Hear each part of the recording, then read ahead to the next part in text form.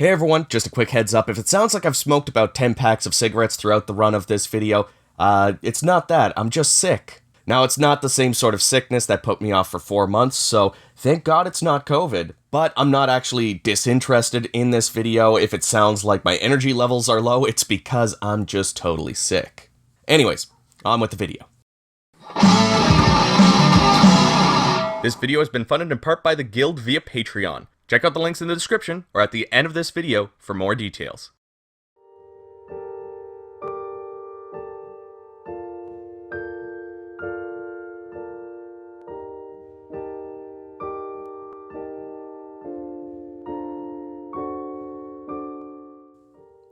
Hello everyone, my name is Chris Gildart, and welcome back to another Pros vs. Cons mini review. And I need to ask a serious question because I can't be the only one who thought this. I swear to God that when it was first released, I saw the logo say Maiden of the Black Water, but apparently it has always been known as Fatal Frame Maiden of Black Water. There is no "the" in the logo at all. It was never there.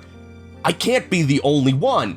Yes, I may have been a victim of the Mandela effect, but we're not talking about the Wii U exclusive Fatal Frame entry that miraculously got ported to modern consoles. Today we're talking about the Japanese Wii exclusive Fatal Frame entry that miraculously got ported to modern consoles. Yes, while Maiden of Black Water was a pleasant surprise to get in October of 2021, Mask of the Lunar Eclipse was even more sought after thanks to its Japanese exclusivity. The fourth mainline entry in the Fatal Frame or Project Zero series was released on July 31st, 2008. Yes, in just a few years, the original Wii game can start drinking in some Canadian provinces. It wasn't until last year where we would hear an announcement for this game to get an HD release on all modern platforms, including PC, PS4, PS5, Xbox One, Xbox Series, and Switch on March 8th, 2023. Can we just give a round of applause for this game finally seeing this many consoles? I mentioned it during my Maiden of Blackwater mini review that I hadn't played a whole lot of these games, but thanks to receiving a review code for that game, I played way more than the original Wii U release. I did continue to play more Maiden of Blackwater after finishing that video, and even bought it on PS5, but I still can't say that I've actually finished a Fatal Frame game. I am hoping that will change now that we have Fatal Frame Mask of the Lunar Eclipse joining modern consoles, but before we go too far, don't forget to give this video a like, comment with your thoughts below, and of course subscribe if you haven't already. Alright, it's time to find out what this remaster has in store for us. Ready, set, Pros. Starting things off strong, Mask of the Lunar Eclipse looks so freaking good. When I looked at Maiden of Blackwater, I complained about the lack of visual improvements when compared to the original Wii U release. The game really just looked like it was running at a higher frame rate and resolution. That was it. With Mask of the Lunar Eclipse, we actually have fully remastered visuals. These characters look so good, it's hard to believe that this used to be on the Wii. I will be fully transparent and say that Koei Tecmo America provided me with a code for the digital deluxe edition, and I can't thank them enough. Having the costumes here really helps some of these characters pop. I'm a sucker for cosmetic additions as well, so I am so happy to be able to go my first playthrough with these gorgeous outfits. Walking around the entire game has so much atmosphere. I feel like a ghost is gonna pop out of every corner. It's great. I love exploring in this game, finding items and little details. Like, I really enjoy that after music, acting, and writing New York Times bestsellers, Corey Taylor has decided to branch off into video games. One thing that I enjoyed about Maiden of Blackwater was the story. With Mask of the Lunar Eclipse, I have to say the story is instantly clicking with me. It all takes place on a small island called Rogetsu. The island is known for its moonlight syndrome, a disorder that causes people to slowly lose their memory and start randomly sleepwalking. There's a group of 5 girls who are suddenly spirited away from a sanatorium that was meant to focus on moonlight syndrome, only to be found later in a cavern. All the girls had lost their memories of everything before being found. Years later, 2 of these 5 girls are found dead. The other girls start having visions of their time at Rogetsu Island, though they can't piece enough together to understand them. So they travel back to the island and back to the sanatorium to try to solve the mystery of their past. The thing is, the 3 surviving girls don't all travel together. Misaki and Madoka travel first, with Ruka following after. As you explore, you'll find various documents all over the place, giving you more background on what's going on. It's so creepy right from the get-go. Like, Maiden of Blackwater is creepy, but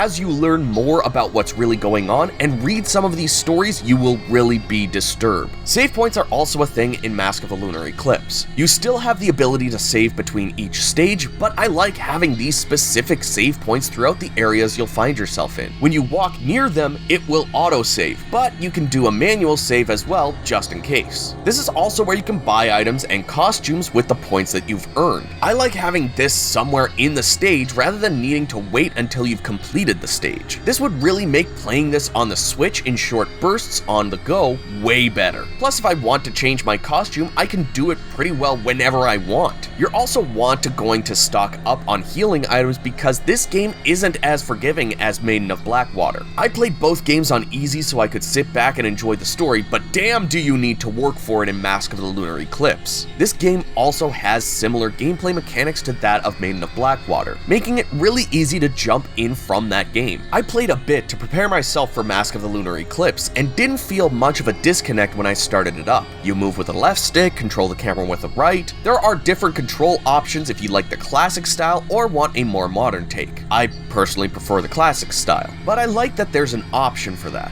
When you pull out your camera, it controls very similar to a first-person shooter. What helps keep you on your toes is the claustrophobic rooms you'll have to fight ghosts in. You'll try to back up to get a good shot, only to find yourself backed into a corner. This usual Fatal Frame gameplay is also given a good change of pace when you have to play as Choshiro, the detective that found the 5 girls originally. He is hired to go back to the island to find and save Ruka. He doesn't use the camera obscura that the series is most known for to take out ghosts. Instead, he uses the Spirit Stone flashlight that harnesses the power of the moon to take them out. Choshiro's sections can be more hectic, with more ghosts coming after him. You have to hold down the trigger to create the blast radius, then release it to shoot the light at the ghosts. Honestly though, when I started to play as Choshiro, I loved walking around with the Spirit Stone flashlight out. The game started to feel like a more modern shooter. If a new Fatal Frame were to be created, I would love for it to have this sort of control with a button to swap between the flashlight and camera and other items. But that's all the pros I have so far. Now it's time for the wrath of the cons! How many times do I need to complain about this before companies start including it again? Fatal Frame Mask of the Lunar Eclipse does not include an English dub. I honestly don't know why I thought it would, considering it was originally a Japanese exclusive. But since I was playing Maiden of Blackwater leading up to this game, I even turned off subtitles before starting because that's my preferred way of playing a game. Let the cutscenes really play out like movies. And then I heard the girls talking but wasn't understanding them. It's kind of understandable that this is a remaster of a Japanese exclusive game, but it would have been such a great addition to have an English dub. I also mentioned in my mini review of Maiden of Blackwater that I'm not really a big fan of jump scares. I always feel like they're a cheap way to scare the player, and found that this game was really good at relying on atmosphere and lore to make the player feel the horror. Though that fact is still true for Mask of the Lunar Eclipse and its scenery and story, I did find it had a lot more jump scares as well. Luckily, they didn't hurt the overall experience, but it definitely didn't feel like it fit as well as the overall atmospheric horror that I've come to love from Maiden of Blackwater. On the topic of comparing the two games, I did find the controls were a bit more wonky in Mask of the Lunar Eclipse than Maiden of Blackwater. This could be due to the transition from the Wii to modern consoles. It's not like I'm playing with the same sort of controller setup. There's even a tutorial that says the character will point the flashlight in the direction you face the camera using the right stick, but that's not really true. The character will stand still, but only points the flashlight so far to any one side. Going back to the point around Choshiro's gameplay, I think this would be the perfect solution to this issue in a future Fatal Frame if we are to see one. You also need to shine your flashlight on items before they'll appear. This does admittedly make sense because you're in a dark room, so you likely wouldn't see the item unless you caught it thanks to your flashlight, but I really preferred being able to just see the items like in Maiden of Blackwater. Because of this, you have to wander around rooms that could be empty just in case there's an item in there. Finally, though I praised the visuals of the game, saying it didn't even look like it was originally a Wii game, I do need to mention that the character models were given way more attention than the environment. You can honestly tell the era that it came from thanks to the way that some characters move. It's not as natural or fluid at times, but the overall visuals and textures given to the character models hides the age pretty well. But as you start to look around the areas, you'll notice lower resolution textures or even low poly environmental pieces that weren't given as much of an update at all. It really makes things stand out when you see the incredible detail given to the character models, only to zoom into a piece of the environment in a room just to see how low quality the textures are.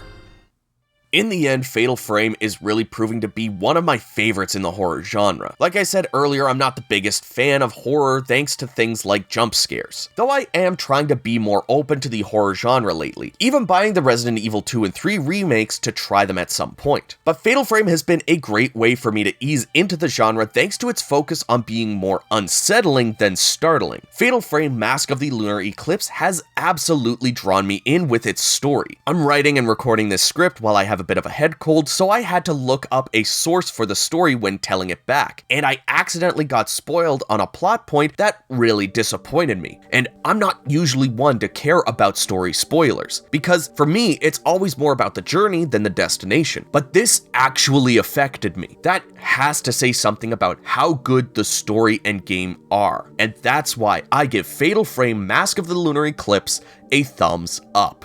Though the controls are a little wonky at times, it kind of comes with the territory when porting one control scheme to another. It's understandable, and the jank doesn't rear its head often enough to really pull me out of the game. The lack of an English dub is also something that I always mention, but isn't a requirement for a good game. The biggest thing is always gameplay and story, both of which here are solid. If you liked any bit of the story parts of this video, you should absolutely check this game out. I would probably say that overall, I still prefer Maiden of Blackwater, but that preference is marginal and could still be changed by how either game continues its story. Anyways, everybody, thank you so much for watching my mini review of Fatal Frame Mask of the Lunar Eclipse. If you enjoyed this video, give it a like and subscribe for more. Also, let me know what you would like to see in a future Fatal Frame game. If you'd like to help support the channel and what I do here, you can join the guild, just like these awesome people that you're seeing on screen right now. You can join their names at the end of every single video for just $1 a month over on Patreon, or you can donate in a one-time fashion and join the volunteer unit over on Ko-fi. There are other rewards and other tiers as well, so check out the links that you see on screen, and I will see you all down in the comments.